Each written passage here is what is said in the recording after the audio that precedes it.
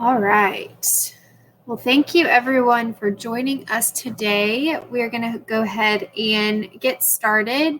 And before we do, I just want to introduce James Edwards. James Edwards is our VCIO, so he is a part of our merit team, but he also holds one of the highest levels for cybersecurity certification, a CISSP. So we're thankful to have him on the team today. Thank you, Thanks Mary. for joining us. Thank you. Yeah. Awesome. And today, really, we're going to talk about cybersecurity as a whole and cybersecurity specifically in the healthcare industry. So, what does that look like for healthcare professionals? Is there anything specific that they need to be aware of? What are new current trends for 2024? What might be relevant to their industry? So, we're excited to kind of dive right in. Sounds good. Awesome. So the first question we're going to talk about today, James, just from your experience, does the size of a healthcare industry organization matter? Or are you still susceptible to the same level of threat no matter the size of your healthcare organization? That's a great question. I mean, I guess size, of the healthcare organization does matter, and I have to probably put my asterisk by that. And the funny way I can say that is, you have multiple kinds of attacks and attackers. So it might be like saying, hey, you know, is maybe a nicer car, a BMW, more susceptible to being stolen? If you look at broad statistics, the answer is yes. But if you decide to leave your car unlocked, even in our nice downtown, there's a chance it's going to get stolen. So there's a lot of what we call the lower hanging type fruit. And often what you find in small organizations, not even just healthcare, but this is also true with healthcare, they don't have the budget to be able to put the defensive, pieces in place or the people in place to really help as much with security. So what actually ends up happening is they might get compromised, and it's really just more of you hate to say it this way, but by opportunity, it just so happened to be that way on like a scan. Now, when you really talk targeted and finances, based on Verizon's data breach report, 98% of the attacks focused on healthcare were financially motivated. And so, if you're a well organized and well funded, ransomware gang making a lot of money, you might target the larger entities because there's probably going to be a bigger payout. And so, each record compromise is usually kind of associated with a dollar value, and a lot of great information for criminals are stored by hospitals. I mean, they have, patients' personal information, oftentimes credit cards. How do you pay? There's many ways to extort it. And so I would say, yeah, the organizational size does matter, but sometimes the smaller ones, unfortunately, are hit because of the lack of defenses. Yeah, that's interesting. So it makes sense. Maybe they don't have the financial means to pay for the security that some of the larger other organizations do. Correct. Yeah. Gotcha. Yeah. Okay. Well, as far as the healthcare industry compared to other industries, is the healthcare industry more vulnerable than other industries, say maybe like a manufacturing, engineering industry? And I mean, if so, why? I mean, I don't know. This is going to be a funny way to say it. I don't know if they're more vulnerable, but I would say they fall more often, and that gets back to that financial motivation. And so, if I hate to say it, cyber criminals operate much like a business. If I know I can come over here and make 100% profit, doing 50% work, what am I going to focus on? So I feel like that's the concept with healthcare. They're usually very large organizations that have a lot of important information, and there's a lot of ways I can get paid on that information. as well as clearly, I mean, there would be a very high willingness to pay a ransom. Like ransomware attacks, I think have doubled, in the last couple of years on healthcare organizations, and it's because they cannot be down. And so it's a very quick way to get payment. So if I can find a way into a healthcare organization, it's more likely I'm going to, profit faster, quicker, and more. And so what's good for business? And those are all good things for business if I can do that effectively. Gotcha. Yeah. Yeah. So you kind of touched on it a little bit, but any other reason specifically healthcare would be under attack? Oh, I mean, really, those are the main reasons. I mean, just to kind of get into some of the basic numbers, most healthcare systems do have some sort of portal online, and not all businesses have that. And right now, what we're actually seeing, very recent trends, is that it's like what we call the top three attack patterns. They're still the same top three, but they're just in a different order.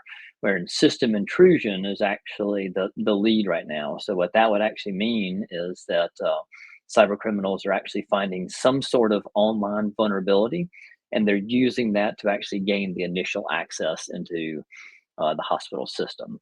And it doesn't mean that that's kind of, like you said, maybe the start. Like somebody might find your wallet, out on the street that has your keys tied to it. That, well, guess what? They now have your information, your address, and your house key. So that's kind of the start. Doesn't mean they actually take that and rob you. That's just the entryway. That's probably one of the biggest changes. I think the second close lead to that is still just unfortunately human error. As part of the issue. So that would be the business email compromise, people clicking on links. I mean, you know, hate to say it since I'm in IT, but IT people making a mistake. People actually sending the wrong information. They're actually noticing a lot of that. There's an uptick of that this year, whether it be malicious or not malicious. People actually sending healthcare information out and maybe an email. Maybe I'm communicating with you, Mary, but there's another Mary that's part of our HR team, and I accidentally send you my medical information that I need help with from right now. So unfortunately, those things do happen still today. But really, I think, like I said, it probably is that initial piece. It's how do you want to make money? What's the quickest way to make money? And since most of it is a financial incentive these days, healthcare just has a lot of great, Yeah. information for sale. Right. Well, and that's a great segue to our next question, which is what is the average cost of a breach within healthcare? That's a great question. I really, I think it depends on who you talk to. I've seen a few different statistics, so it's a little bit hard. I feel like sometimes for me to say exactly um, what you're doing, what you're seeing, what you might be able to do. The average cost, like per record, is probably around that $500 range, and of course that can vary depending on what they are. But when you consider a breach, oftentimes millions of records get breached. So when you really look at the total dollar figure, it's once again it's very significant. Um, I think the other piece is getting back to the ransomware attack. They have different ways to receive a payout. So if I steal that information from a hospital and encrypt it so it becomes unusable or the systems, then I can say, hey, pay me $1 million and I'll, let you decrypt all your systems and get back to work, within 48 hours.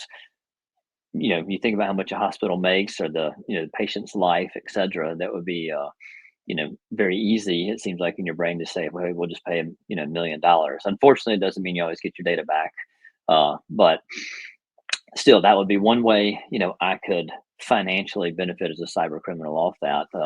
The other way is just extortion. If I extract that data before I encrypt it, then I could sell it on the open market. That's kind of the dollar figures we're talking about right now, 500 per, you know, uh, I mean, I guess say per record is a good way to say it, the healthcare record, depending on what was in there.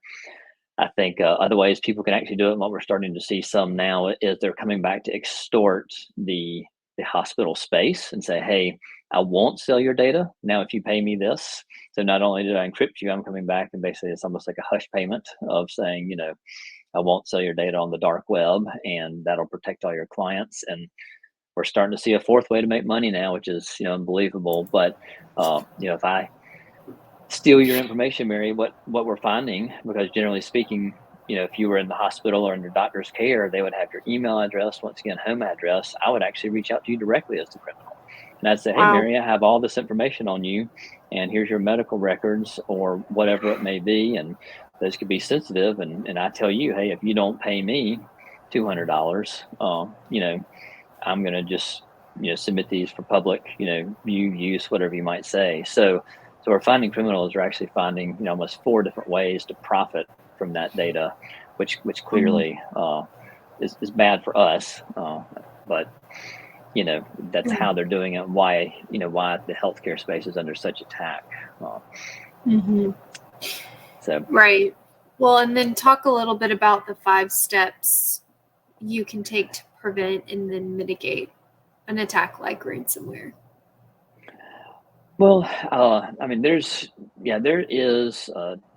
I guess, yeah, a number of steps, and I think this is where uh, I guess it all depends. I mean, here's some of how I guess maybe merit helps, and I hope I'm not jumping too far ahead here. I know we're going to talk about this maybe a little later in the slide, but I would say, you know, first thing we like to do is just clearly patch. You want to apply patches regularly. Now that we're seeing the shift in space, I'm going to go a little bit out of order, I think, because of the recent shift in space in healthcare. So just make sure you're applying patches, doing your diligence there. Training, in particular, user awareness training is another big one that can help people. And basically, I like to say, if you train your user, it's not a technical control, because so often we get focused on a technical control, but really the people we work with on a day-to-day basis, it's kind of our first and last line of defense. If that spam email makes it all the way to your inbox and you can tell that it's fake or question it, have alternate methods on how to validate it, that's potentially even better than a spam filter, because you might have caught it. I'd also say clearly a spam filter. I was just talking about that, but I think spam filters are very important and required. Business email compromise errors are some of the top ways criminals are attacking us right now. Um, Next generation antiviruses are in place as well. Uh, some big names, SentinelOne, CrowdStrike are those type of tools, and really to be monitoring that 24/7, because computers really don't go to sleep. They're on all different hours, especially in healthcare systems, and clearly backups. I think that's the other big piece. Like, you come in, cyber criminal attacks you. How do you get back on your feet? It's going to happen, and even in the cybersecurity space, a lot of people are now not looking at it as, hey, if I can completely defend, it's more of I'm going to do my best defending, but it's like a football game. I'm going to get scored on at some point in time, unfortunately, as a defender. And, how do I get back up? So, I, I think Mike Tyson said it the best is everybody has a game plan until they get punched in the mouth. So when you get punched in the mouth, how fast can you get back up? And what do you have? And that's where you go to your backups. So those are definitely some ways I think people can, uh, you know, definitely recover, and or not just recover, but respond and recover. Yeah, that's really good information. So last question, really specifically related to the healthcare industry. Does being HIPAA compliant help protect you against cyber threats? It does, yeah. I mean, it's great to pick a security standard, is what I call it, and HIPAA is a standard on how to protect that information. So if you are uh, you know using those kind of rules and regulations that are set forth and following them, then that does tighten your security posture. And there's a lot of other things I think you can do in addition to, and often we see things like best practice referred to. And I think so. To me, you have to kind of go above and beyond that. But clearly, in the healthcare field alone, HIPAA, high tech. I mean, those are definitely some of the regulations that are currently in place. And really anybody that collects medical information is bound to. So, in my opinion, it is a great way to improve your cybersecurity posture. And and honestly too, in these type of instances, it's also a law. It is compliance. So, you will levy fines as a way to avoid fines, not only protect the information, but reduce the consequences that might come after that. Great. Well, that's really helpful. Good information for us. So lastly, I mean, just wrapping up, are there any new security threats in 2024 to be aware of? I, I guess I don't know if I would call it new. I do think you will see different types of security threats. In particular, some of the big buzzwords is around the large language models or the AI, that's being generated. I think just like any tool, you find people that use it for good, you find people that use it for bad. So it's already coming out where people are getting caught plagiarizing, using these. So uh, what will happen is criminals will use those tools and implement those tools into their product, meaning I can maybe target you better. So especially if you were, a high-ranking official, or somebody that might have a lot of access, maybe even a doctor for a healthcare system, because of the information I could pull on you from Facebook, LinkedIn. I mean, maybe even stuff that's already been stolen somewhere and I purchased, in the dark web.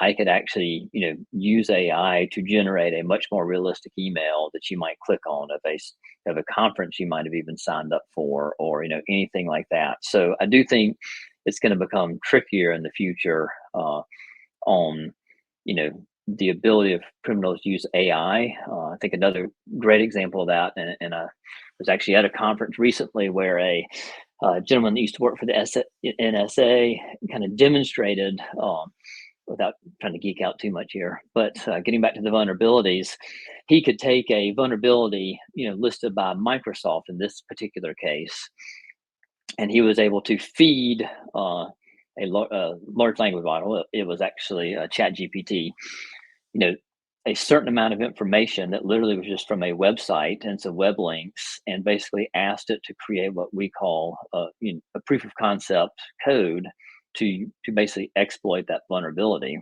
And he was able to get a working exploit in under an hour of a brand new released vulnerability. And if people aren't really aware, I mean, these patches are released 1 or 2 times a month, generally speaking. There's a really big Patch Tuesday that a lot of organizations follow. Not all do, but then there's additional patches usually released outside of that as well. So you're talking about stuff that comes out every month. So generally in the past, as defenders, we've said, hey, I want to be able to patch my environment in, let's say 7 days for a critical patch. Well, he was just proving, as AI gets smarter, cyber criminals can use it. I mean, we're going to have to change, days and weeks to, minutes and hours. And so how do we respond to that? It's a constant game of cat and mouse. So I think that's definitely some of the items I would be aware of and are starting to be seen and used, and will only become, I hate to use this word, but better, in 2024. And unfortunately, it's better to defeat the good guys.